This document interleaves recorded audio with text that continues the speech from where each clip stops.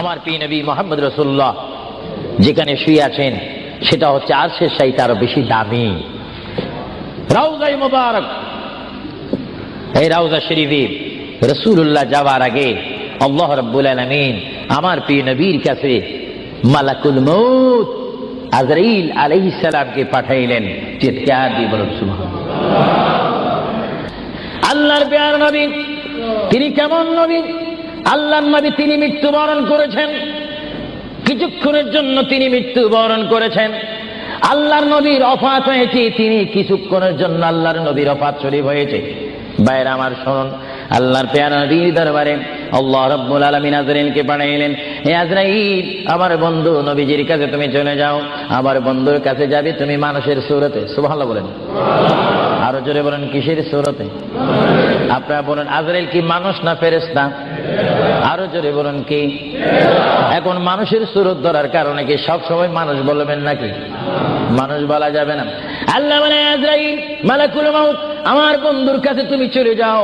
এমন বন্ধুর কাছে আমি তোমাকে পাঠাচ্ছি যে বন্ধুকে আমি তৈরি না করলে লাউলা কালামা খালাকুতুল আফলাক। আজরাইল তোমার জানা উচিত যেই বন্ধুকে আমি সৃষ্টি না করলে তুমি আজরাইলকে, জিবরাইলকে, মিকাইলকে, ইসরাফিলকে, আসমানি ফেরেশতা, জমিনি ফেরেশতাদেরকে আটকানা ব্যস্ত সাতখানা দুজক আমি সৃষ্টি করতাম না, সামা তৈরি করতাম না, আসমান তৈরি করতাম না, আরদ জমিন তৈরি করতাম না, ফলসরাত বানাইতাম না যে নবীকে আমি সৃষ্টি না করলে। এমন একজন নবীর কাছে আমি তোমাকে পাঠাচ্ছি, তুমি সুন্দর করে আদব সহকারে আমার বন্ধুর কাছে চলে যাও এবং যাওয়া মাত্র তুমি তোমার সালাম আমার বন্ধুর কাছে রাখবে এবং আমি আল্লাহর সালামটাও পৌঁছাই দিবে। জোরে বলেন সুবহানাল্লাহ, বলেন আল্লাহু আকবার। নবীকে সালাম দিচ্ছেন কে? আরো জোরে বলুন না কে? আল্লাহ যদি দিতে পারেন বন্ধুর সালাম বন্ধুকে, আমরা সেই নবীকে সালাম দিতে চাই কি চাই না? নবীকে সালাম দিবেন এইভাবে, দোস্ত কেমন আছিস, এইভাবে নাকি? আদব সহকারে, আদব সহকারে সালাম দিতে হবে। পৃথিবীর যে কোনো জায়গায় বেয়াদবি চলে, কিন্তু রাসূলের দরবারে কোনো বেয়াদবি চলে না। রাসূলের দরবারে যদি কেউ বেয়াদবি করে, তার ইতিহাস আসমান ও জমিনের বিশ্ব নন্দিত শ্রেষ্ঠতম স্পিকার যিনি হচ্ছেন মুআল্লিমুল মালায়েকা, যিনি বর্তমান স্টেজে রয়েছেন মিস্টার ইবলিস শয়তান 6.5 লক্ষ বছর ইবাদত করেছে। রাসূলুল্লাহর নূর মুবারক অস্বীকার করার কারণে সঙ্গে সঙ্গে আমার আল্লাহ ফতোয়া দিয়েছেন আবা ওয়াস্তাগবারা ওয়া কানা মিনাল কাফিরিন।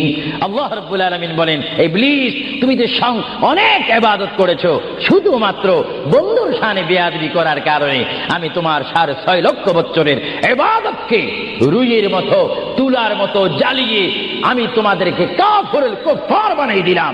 কারণ আমি আমার নবীর শানে যদি কেউ বেয়াদবি করে সেটা আমি আল্লাহ বরদাস্ত করি না। চিৎকার দিয়ে বলেন সুবহানাল্লাহ, আরো জোরে বলেন না সুবহানাল্লাহ। কি বলতেছিলাম ভাইয়েরা আমার? আল্লাহর প্রিয় নবী দু জাহানের বাদশা নবী মুহাম্মদুর রাসূলুল্লাহর দরবারে আজরাইল আলাইহিস সালাম আসলেন। এবার আজরাইল এসে সালাম দিচ্ছে। আমার ভাইরা বলুন আসসালাতু ওয়াসসালামু আলাইকা ইয়া রাসূলুল্লাহ। সবাই জোরে বলেন মুহাব্বতে। ফেরেশতারা ক্যাসেট করতেছে, এই সালামের আওয়াজ অবিশ্বয় নিজ কানে হাসরের ময়দানে শুনতে পারবেন। চিৎকার দিয়ে বলেন সুবহানাল্লাহ। আমার বুড়ো বুড়ো বাবারা, আমার যুবক ভাইরা, আমার জ্ঞানী গুণী ভাইরা, শিক্ষিত ভাইরা, মা বোনেরা সবাই বলুন আসসালাতু ওয়াসসালামু আলাইকা ইয়া রাসূলুল্লাহ, আসসালাতু ওয়াসসালামু আলাইকা ইয়া হাবিবাল্লাহ। আজরাইল আমার নবীর ঘরের দরজার মধ্যে যখন আসলো, আমার নবীর কাছে যখন চলে আসলো, আজরাইল যখন সালাম দিচ্ছে, বিশ্বের শ্রেষ্ঠ মহিলা, জান্নাতের কোটি কোটি কোটি কোটি নারী সমাজের সরদার হযরত ইমাম হুসাইন ও হাসাইনের মা, বিশ্বের শ্রেষ্ঠ নারী মা ফাতেমা ওই মুহূর্তে ঘরের মধ্যে তিনি উপস্থিত ছিলেন। জোরে বলেন সুবহানাল্লাহ। কে দরজার মধ্যে? কে যেন দরজা নাড়ালো? দরজার মধ্যে যেন কে শব্দ করল। মা ফাতেমা কিছুক্ষণ পরে দরজার ভিতর থেকে, ঘর থেকে আল্লাহর নবীর সামনে তিনি বসান। মা ফাতেমা হঠাৎ করে ডাক দিলেন, কে? ঘরের দরজার মধ্যে দরজা নাড়াচাড়া করতেছেন কে? আপনি কে মানান? বাইর থেকে জবাব দিচ্ছি, আনা মালাকুল মউত, আনা আজরাইল। এই কথা বলার পরে মা ফাতেমা চোখের পানি ছেড়ে দিলেন। মা ফাতেমা চিৎকার দিয়ে বললেন, ইয়া রাসূলুল্লাহ, ইয়া হাবিবাল্লাহ, আমার জীবনে আমি এমন কোন মানুষ দেখিনি, দরজা খোলার পর আমি দেখলাম তার পাটা হচ্ছে জমিনে আর তার মাথা দেখা যাচ্ছে আসমানে। ইয়া রাসূলুল্লাহ, এমন একটি ভয়ঙ্কর মানুষ আমার জীবনে আমি দেখিনি। আল্লাহর নবী চক্ষু মোবারকের পানি মোবারক ছেড়ে বলে, মা, ও মা, তুমি দেরি করো না, দরজা খুলে দাও, আল্লাহর মেহমান আমার দরবারে এসেছে, মেহমানকে বসতে জায়গা দাও। ইনি হচ্ছে মালাকুল মউত, যে বাবার থেকে সন্তানকে নিয়ে যায়, সন্তান থেকে বাবাকে নিয়ে যায়, মা থেকে ছেলে নিয়ে যায়, ছেলের থেকে মা নিয়ে যায়, এর নাম হচ্ছে মালাকুল মউত আজরাইল। হে আমার মা ফাতেমা, তোমার কোনো কথা বললে আমাকে বলে দাও, কিছুক্ষণ পরে আমি দুনিয়া ছেড়ে আমার আল্লাহর মহান দিদারে চলে যাব। জোরে বলেন সুবহানাল্লাহ, বলেন আল্লাহু আকবার, আরো জোরে বলেন আল্লাহু আকবার। আমরা মহান আল্লাহ চাই কি চাই না? আরো জোরে বলেন চাই কি চাই না? যদি মহান আল্লাহ চেতে হয়, পেতে হয়, মানতে হয়, একটি মাত্র আদর্শ আমাদেরকে জমিনে মানতে হবে, রাখতে হবে, যে আদর্শের প্রতীক ওয়ালার নাম সবাই বলেন মুহাম্মাদুর। আরো জোরে বলেন না মুহাম্মাদুর। মা ফাতেমা কাঁদতে শুরু করলেন, আমার নবীও কাঁদতে শুরু করলেন। মা ফাতেমা বলে, ইয়া রাসূলুল্লাহ, ইয়া হাবিবাল্লাহ, বুঝিছি মনে হয় আপনি চলে যাবেন, না হয় আমি চলে যাব। আল্লাহর প্যারা নবী কেন্দে কেন্দে বলে, ফাতেমা, আমি চলে যাব, আমার নবুয়তের দায়িত্ব, আমার উপরে যা দায়িত্ব ছিল আমি সব দায়িত্ব কমপ্লিট করেছি। হ্যাঁ ফাতেমা, শুধু আমি বিশ্ববাসীর জন্য নবী নয়, বিশ্ববাসীর জন্য আমি শুধু রহমত নয়, কবরের মধ্যে যারা অবস্থান করেছে তাদের জন্য আমি পয়গাম্বার। আমার দায়িত্ব যেমন দুনিয়াওয়ালাদের জন্য রয়েছে, তেমন কবরের মধ্যে যারা গিয়েছে তাদের জন্য রয়েছে। আজকে আমি যদিও দুনিয়া থেকে চলে যাই, কবরের মধ্যে কোটি কোটি উম্মত রয়েছে, তাদের জন্য আজকে আনন্দের দিন। জোরে বলেন সুবহানাল্লাহ, আরো জোরে বলেন সুবহানাল্লাহ। আমার নবী যেমন দুনিয়ার নবী, তিনি তেমন আখিরাতেরও নবী। তিনি যেমন বিশ্ববাসীর জিন্দা যারা রয়েছেন, নারী সমাজ, মহিলা সমাজ, পুরুষ সমাজ, আমাদের জন্য নবী যেমন রহমত, যারা কবরের মধ্যে নারী পুরুষ অবস্থান করেছে তাদের জন্য আমার নবী রহমত। চিৎকার দিয়ে বলেন সুবহানাল্লাহ। এই জন্য আমার আল্লাহ রাব্বুল আলামিন বলেন, 3,24,000 পয়গম্বর আদম থেকে শুরু করে ঈসা নবী পর্যন্ত কোন নবীর শানে আমি যে আয়াত ফিট করিনি, আমার আল্লাহ বলেন এই ধরনের আয়াত শুধু আমার নবীকে আমি দান করেছি। এই জন্য আমার আল্লাহ বলেন, আমার ভাইয়েরা বলুন, মা বোনেরা বলুন, বিসমিল্লাহির রহমানির রহিম, ওয়া মা আরসালনাকা ইল্লা রাহমাতান লিল আলামিন। আমার আল্লাহ বলে, হাবিব, হে আমার বন্ধু, হে মুহাম্মদুর রাসূলুল্লাহ, আপনাকে আমি আসমানের জন্য, জমিনের জন্য, আরশের জন্য, কুরসির জন্য, মানুষের জন্য, জিন জাতির জন্য, ফেরেশতার জন্য, আমার সৃষ্টির মধ্যে যত সৃষ্টি রয়েছে সকল সৃষ্টির মালিক হচ্ছে আমি আল্লাহ রব্বিল আলামিন। আর সকল সৃষ্টির জন্য রহমত হচ্ছেন আপনি রহমতের আলামিন। হাবিব, আমি আল্লাহ, যেখানে আল্লাহর ক্ষমতা থাকবে সেখানে আপনার রহমতের ক্ষমতা অবশ্যই থাকবে। জোরে বলেন সুবহানাল্লাহ, বলেন আল্লাহু আকবার। যেখানে আমার আল্লাহ বলেন সেখানে মুহাম্মাদুর, আরো জোরে বলেন যেখানে আল্লাহ সেখানে মুহাম্মাদুর। প্রিয় ভাইয়েরা আমার, মুহাম্মদ রাসূলুল্লাহর দরবারে মালাকুল মউত অবস্থান করেছেন, উপস্থিত হয়েছেন, এসে গেল। আল্লাহর প্যারা নবী মুহাম্মদ রাসূলুল্লাহ সাল্লাল্লাহু আলাইহি ওয়াসাল্লাম মা ফাতেমাকে ডাক দিয়ে বলে, হে আমার কন্যা ফাতেমা, তোমাকে আমি জানিয়ে দিতে চাই আমার আর বেশি সময় নেই। তোমার যদি কোনো কথা থাকে তুমি আমাকে বলে দাও, আমি তোমার কথাগুলো শুনবো। মা ফাতেমা ইয়া রাসূলুল্লাহ বলে একটা চিৎকার মেরে ঘর থেকে বাইর হয়ে মসজিদে নববীর সামনে চলে গেল। মা ফাতেমা সেখানে গিয়ে দেখে ইমাম হাসান স্যার খেলাধুলা করতেছে। মা তার আর সন্তানকে ডাক দিচ্ছে, হাসাইন আর হুসাইন, তোমরা বুঝি এখানে তোমরা খেলাধুলা করতেছো? আমার বাবা বিশ্বনবী মুহাম্মদুর রাসূলুল্লাহ সাল্লাল্লাহু আলাইহি ওয়াসাল্লাম দুনিয়া থেকে চলে যাচ্ছে। তোমাদের যদি কিছু চাওয়ার থাকে, পাওয়ার থাকে, তোমরা আমার বাবার কাছে চলে যাও। আল্লাহ নবীর নাতি ইমাম হাসান হুসাইন ইয়া নবী বলে বলে, ইয়া রাসূল বলে বলে চিৎকার দিয়ে দিয়ে তারা আমার নবীর কাছে চলে আসলো। কিতাবের মধ্যে আসে দুনো ভাই আল্লাহর নবীকে জড়ায় ধরে বলে, নানা গো, ও নানা, আমাদের বাবা আলীর মতো গরিব সাহাবী দুনিয়ার মধ্যে নাই।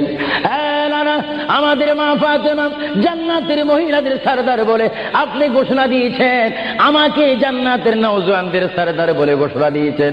নানা গো, পৃথিবীর বুকে থাকতে হলে তো পেটের প্রয়োজন আছে, খিদার প্রয়োজন আছে। ও নানা, যখন দুনিয়ার মধ্যে খিদা পাইতো 3 দিন 4 দিন পর্যন্ত আমার মা গুনে চুলাতে আগুন দিতে পারতেন না। টাকা নাই, পয়সা নাই, চুলাতে পর্যন্ত আগুন জ্বলে না, পাথর বেঁধে বেঁধে আমরা রাত্রে ঘুমাইতাম। ইয়া রাসূলুল্লাহ, ইয়া হাবিবাল্লাহ, আপনার রহমতের চেহারার দিকে যখন নজর করতাম আমাদের পেটটা ভরে যাইত, খিদার কথা আমরা ভুলিয়ে যাইতাম। ইয়া রাসূলুল্লাহ, আপনি যদি দুনিয়া থেকে চলে যান, আমরা কার চেহারার দিকে নজর করে আমাদের পেটের খিদা দূর করব? আল্লাহর নবী চক্ষু মুবারকের পানি ছেড়ে বলে, হাসাইন আর হুসাইন, তোমরা কেঁদো না। যতবার তোমরা নামাজ পড়বে আর নামাজের মধ্যে তোমরা বলবে, আসসালামু আলাইকা আইয়ুহান নবিয়্যু ওয়া রাহমাতুল্লাহি ওয়া বারাকাতুহু, যতবার তোমরা আমাকে সালাম দিবে ততবার আমি তোমাদের সামনে উপস্থিত থাকবো। জোরে বলেন সুবহানাল্লাহ, আল্লাহু আকবার।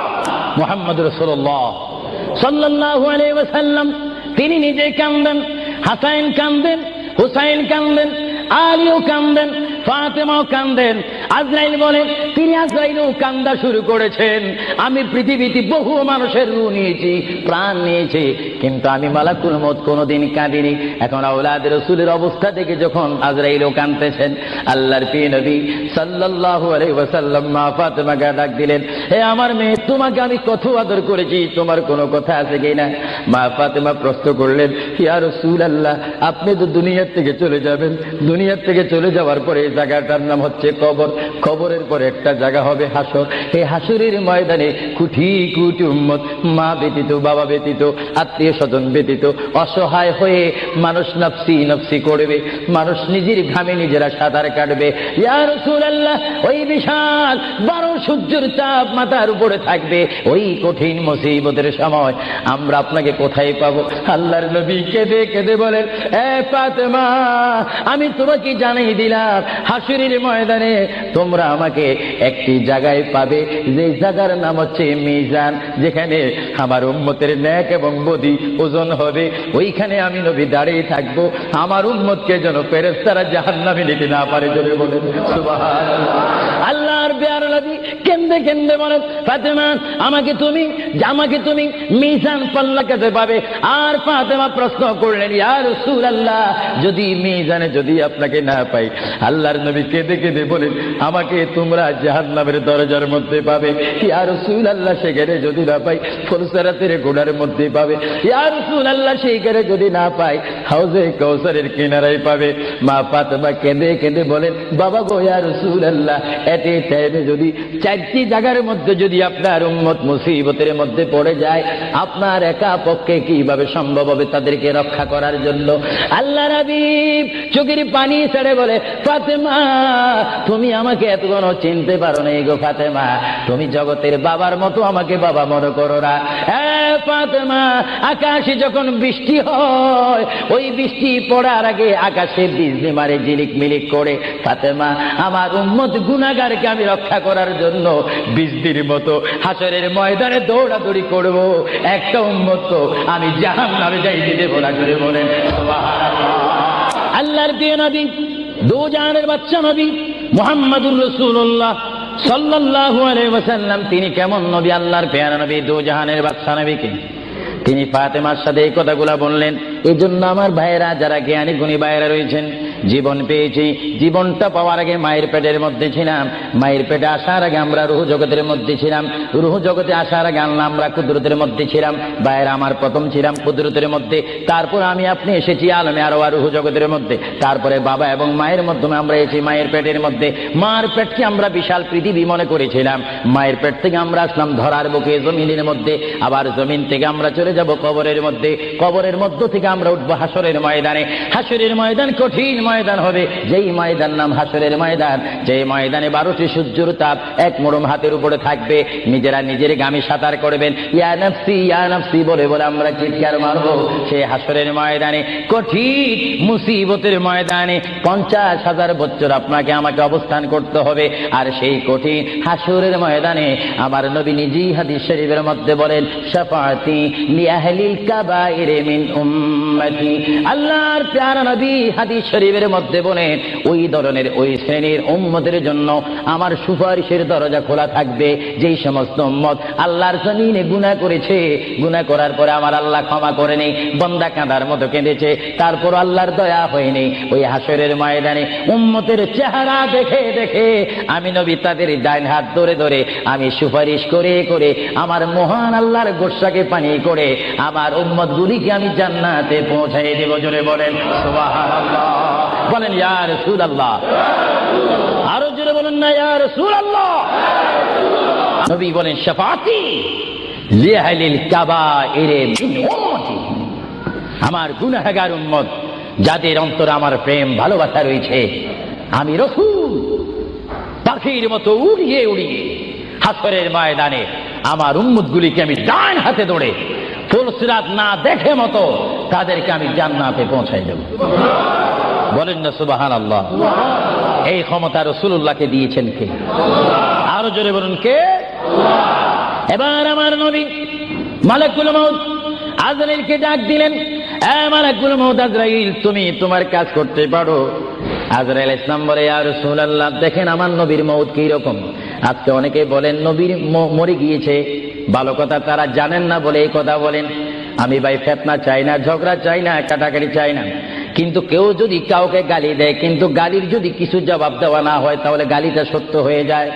এর জন্য মাঝে মাঝে আমি কিছু বলি, কিন্তু ঝগড়া করা আমাদের ইসলামের দায়িত্ব নয়। আমাদের ইসলামিক দায়িত্ব হচ্ছে কু আনফুসাকুম ওয়া আহলিকুম নারা। আল্লাহ বলে, বান্দারে তুমি নিজেই জাহান্নামের আগুন থেকে বাঁচো, তোমার আহলকে, তোমার জাতিকে, তোমার দেশকে বাঁচাও। তুমি নিজেই জাহান্নামের আগুন পছন্দ করো না, কেউ যাক সেটাও পছন্দ করো না, নিজেও জাহান্নাম থেকে মুক্তি পেয়ে জান্নাত অবস্থান করো, অপরকেও জান্নাতে যাওয়ার দাওয়াত দিয়ে দাও। জোরে বলেন সুবহানাল্লাহ। আমার আল্লাহ রাব্বুল আলামিনের প্রিয় নবী মুহাম্মদুর রাসূলুল্লাহ সাল্লাল্লাহু আলাইহি ওয়াসাল্লাম আজরাইলকে বললেন, আজরাইল এবার তোমার কাজ তুমি করো। আজরাইল বলে, হুজুর আমি ততক্ষণ পর্যন্ত কাজ করব না যতক্ষণ পর্যন্ত আপনি ইজাজত না দিবেন। সুবহানাল্লাহ। কি চাচ্ছেন? ইজাজত, হুকুম চাচ্ছেন। হুজুর আপনি যদি হুকুম না করেন আপনার প্রাণটি নেওয়ার ক্ষমতা আমার নেই। মহান আল্লাহ রাব্বুল আলামিন আমাকে আপনার দরবারের আদব শিক্ষা দিয়েছে, আপনাকে যদি কবরে যেতে হয় আর সেখান থেকে যদি হাসর উঠতে হয়, অবশ্যই আমি যেন আপনার থেকে হুকুম নিই, এজাজত নিই। যদি হুকুম এজাজত না নিয়ে যদি প্রাণটা নিয়ে যাই তাহলে আমার ক্ষমতা আল্লাহ চিনিয়ে নেবেন। চিৎকার দিয়ে বলেন সুবহানাল্লাহ। আল্লাহর প্যারা নবী চক্ষু মুবারকের পানি মুবারক ছাড়লেন। ভাইয়ের আমার, পৃথিবীর কোন মানুষ ইমান নিয়ে মরে যদি তার মুখে কলমা থাকে, জোরে বলেন কি থাকে? কলমাটা আপনারা সবাই বলুন, লা ইলাহা ইল্লাল্লাহ। জোরে, লা ইলাহা ইল্লাল্লাহ, লা ইলাহা ইল্লাল্লাহু মুহাম্মাদুর রাসূলুল্লাহ। ইমানের টাইমে যেমন আল্লাহর নাম আপনার মুখে আসতে হবে, পুরুষ বলেন আর মা বোনেরা বলেন, প্রত্যেকের মুখে যেমন মৃত্যুর টাইমে আল্লাহর নাম আসতে হবে, তেমনি ভাবে সঙ্গে সঙ্গে নবীর নামও আসতে হবে কি হবে না? নবীর নাম বাদ দিয়ে কলমা পড়া হবে না। আল্লাহর প্যারা নবী, দু জানের বাচ্চা নবী, তিনি ইন্তেকাল, তার মৃত্যু হবে, তিনি দুনিয়ার থেকে চলে যাচ্ছেন। তিনি কোন কলমা পড়েছেন? আল্লাহর পেয়ারা নবী দুনিয়ার থেকে চলে যাওয়ার টাইমে তিনি এই কলমা পড়েছেন, এই কথা বলেছেন। আমার ভাইয়েরা বলেন, রব্বি হাবিলি উম্মতি, রব্বি হাবিলি উম্মতি। আল্লাহ, আমি এখন পৃথিবীর থেকে চলে যাব, যাওয়ার টাইমও তোমাকে ডাক দিচ্ছি, রব্বি, হে আমার রব, রব্বি, হে আমার আল্লাহ, হাবলি উম্মতি, তোমার কাছে আর কিছু চাই না, আমার উম্মত গুলাকে মাফ করে আমাকে দিয়ে দাও। জোরে বলেন সুবহানাল্লাহ, বলেন আল্লাহু আকবার। কিন্তু মানুষ যখন কবরে যায় কলমা পড়তে হয় কি হয় না? ঈমান। কিন্তু আমার নবী যদি আমাদের মতো মানুষ হয়ে থাকেন, তিনি কাল কলমা পড়ে কবরে গিয়েছেন। প্রশ্ন বুঝতে কোনো কষ্ট হয়? আমরা তো কলমা পড়ি কোথায় যেতে চাই? কবর। জোরে বলুন, আমরা কি পড়তে হবে? কলমা শরীফ পড়ে অবশ্যই আমাদেরকে যেতে হবে কোথায়? কবরে। কিন্তু আমার নবী যদি আমাদের মতো মানুষ হয়ে থাকেন, তাহলে মুহাম্মদ রাসূলুল্লাহ কি কার কলমা পড়ে তিনি কবরে গিয়েছেন? আল্লাহর নবীর কলমা ছিল লা ইলাহা ইল্লাল্লাহু ইন্নী রাসূলুল্লাহ। চিৎকার দিয়ে বলেন সুবহানাল্লাহ। আল্লাহর নবী বলেছেন লা ইলাহা ইল্লাল্লাহ, আল্লাহ ছাড়া কোনো মাবুদ নাই, ইন্নী রাসূলুল্লাহ, নিশ্চয় নিশ্চয় আমি আল্লাহর রাসূল। জোরে বলেন সুবহানাল্লাহ। এই জন্য সমাজে রয়েছে, নিজে যাকে বড় বলে বড় সেই নয়। বলেন, নিজে যাকে বড় বলে বড় সেই নয়, দশে যাকে বড় বলে বড় সেই হয়। আল্লাহর নবী বলে, তোমরা যদি নিজকে নিজে বড় বলো তোমরা বড় হবে না, কিন্তু আমার বেলায় এটা ব্যতিক্রম। আমি নিজকে নিজে বলতেছি ইন্নী রাসূলুল্লাহ, আমি আল্লাহ রসুল। আমাকে যারা মানবে তারা সাহাবী জান্নাতি, আমাকে যারা মানবে না তারা বেদিন, তারা জাহান্নামী। জোরে বলেন সুবহানাল্লাহ। আল্লাহর প্রিয় নবী উম্মতি উম্মতি বলে কাঁদতেছেন। কেঁদে কেঁদে তিনি আজরাইলকে হুকুম দিলেন, আপনার কাজ আপনি করতে পারেন। আজরাইল ইসলাম আল্লাহর প্রিয় নবীর সিনা মুবারকের উপর হাত রাখলেন। হাত মুবারক রাখার পরে এই মুহূর্তের মধ্যে আল্লাহর নবী, দুজানের বাচ্চা নবী, তিনি একটা চিৎকার মারলেন, ও ভাই আজরাইল তুমি কি করতেছো? ইয়া রাসূলুল্লাহ, আপনার রূহ মুবারক আমি বাহির করতেছি। আজরাইল তুমি কি করতেছো? ইয়া রাসূলুল্লাহ, আপনার রূহ মুবারক আমি নিয়ে যাচ্ছি। আমার নবী চিৎকার দিয়ে বলে, ভাই আজরাইল, তোমাকে একটু আমি অনুরোধ করি, তুমি একটু দেরি করো। তুমি আমার বুকের উপরে কি রেখেছো? ইয়া রাসূলুল্লাহ, আপনার বুক মুবারকের উপর আমি শুধু হাতটা রাখলাম। আজরাইল তুমি বুঝি হাত রেখেছো? আমার অনুভব হয় যেন 7টা আসমান আর 7টা জমিন আমার বুকের মধ্যে দিয়েছো। আজরাইল, 7টা আসমান আর 7টা জমিন যেন তুমি আমার বুকের উপরে দিয়েছো। এই মৃত্যুর যন্ত্রণা আমি সহ্য করতে পারি না। তবে তোমাকে আমি অনুরোধ করি, আমার উম্মত গুনাহগার হবে, আমার উম্মত বদকার হবে, আমার উম্মত আমাকে না দেখে দেখে ইয়া নবী ইয়া রাসূল বলবে, আমার উম্মতরা তোমার এই কষ্ট সহ্য করতে পারবে না। আজরাইল, তোমাকে আমি অনুরোধ করে গেলাম, কিয়ামত পর্যন্ত যত কোটি কোটি উম্মত পৃথিবীর বুকে মৃত্যুবরণ করবে, সকলের কষ্টটুকু তুমি আমাকে দিয়ে দাও। আমি নবী সহ্য করব, তবু আমার উম্মত সহ্য করতে পারবে না। জোরে বলেন সুবহানাল্লাহ। আল্লাহ নবী কেঁদে কেঁদে যখন বলেন, এই মুহূর্তে আজরাইল বলে, ইয়া রাসূলুল্লাহ, ইয়া হাবিবাল্লাহ, আপনাকে আমি একটা কথা জানাই দিতে চাই, যারা আপনার আশিক, যারা আপনার গোলাম, যারা আপনার প্রেমিক, যারা কোরআন শরীফ পড়ে, যারা দুরূদ শরীফ পড়ে, যারা নামাজ পড়ে, আল্লাহর সাথে কাউকে শরীক করে না, নবীর সাথে বেয়াদবি করবে না, আউলিয়া কেরামের সাথে বেয়াদবি করবে না। ইয়া রাসূলুল্লাহ, তাদের মধ্যে আল্লাহ এমন একটা ঈমানের স্পিরিট দিবে, তাদের সামনে যখন আমি চলে যাব, চুম্বক চুম্বককে দেখলে যেমনি ভাবে একে অপরকে আকর্ষণ করে, ইয়া রাসূলুল্লাহ, এমনি ভাবে আপনারা আশিকদের রূহ আমি নেব, তারা নিজেও বলতে পারবে না। ময়দার বিদ্যুৎ থেকে একটা চুল বাহির করতে যেমনি ভাবে ময়দা ডিস্টার্ব হয় না, ইয়া রাসূলুল্লাহ, আপনার চেহারা মুবারক তাদের সামনে আমি তুলে ধরবো। আপনার চেহারা দেখে দেখে আপনার উম্মতরা কলমা পড়তে পড়তে কবরের মধ্যে চলে আসবে। জোরে বলেন সুবহানাল্লাহ, বলেন আল্লাহু আকবার। আল্লাহর পেয়ারা নবী মুহাম্মদ রাসূলুল্লাহ রূহ মুবারক নেওয়া হলো। বুঝেন, যদি নবীও চলে যেতে হয়, সেখানে তো আপনার থাকার কোনো ব্যবস্থা নেই। চিন্তা করেন, আপনার ঘরটা কত লক্ষ টাকার, আপনার অবস্থান কত কোটিপতি, শিল্পপতি, সব মিথ্যা, সব বানর আমার আপনার পর হবে, কিচ্ছু সঙ্গে যাবে না।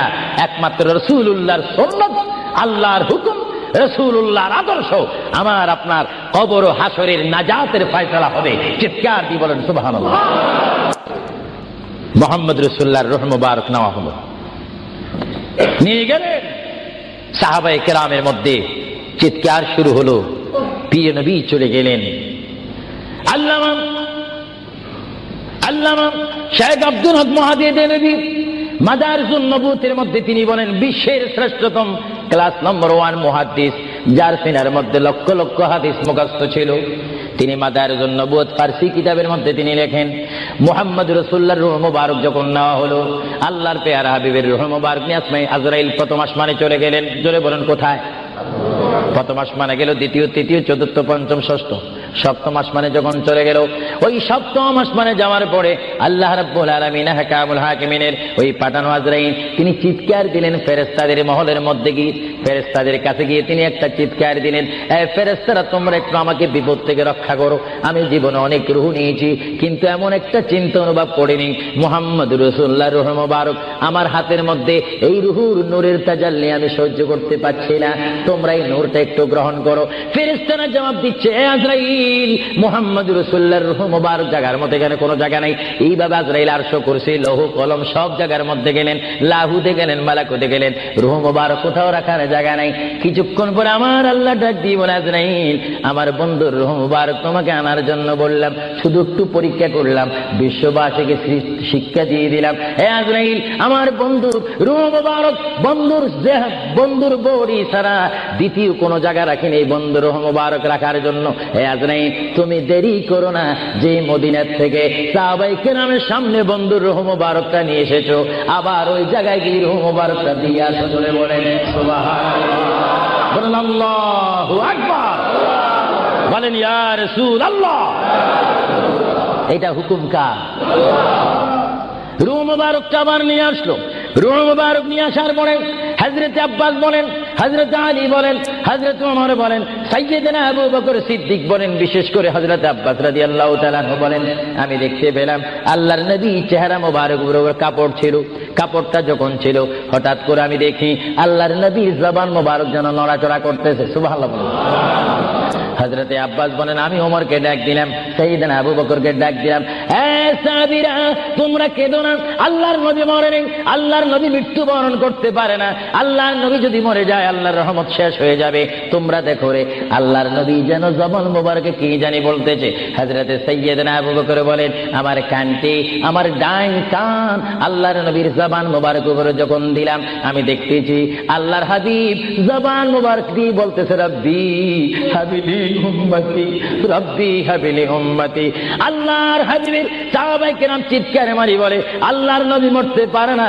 আল্লাহর নবীর কাফন মোবারকের কাপড় যখন একটু সরানো হলো, আমার নবী একটু মুস্কি হাসি দিলেন। সাইয়্যিদনা আবু বকর বলেন, আমি রাসূলের মুস্কি হাসি দেখে একটা ইঙ্গিত পেলাম, আমাকে এই অবস্থাও তোমরা কবর দিতে হবে। জোরে বলেন সুবহানাল্লাহ, আরো জোরে বলেন।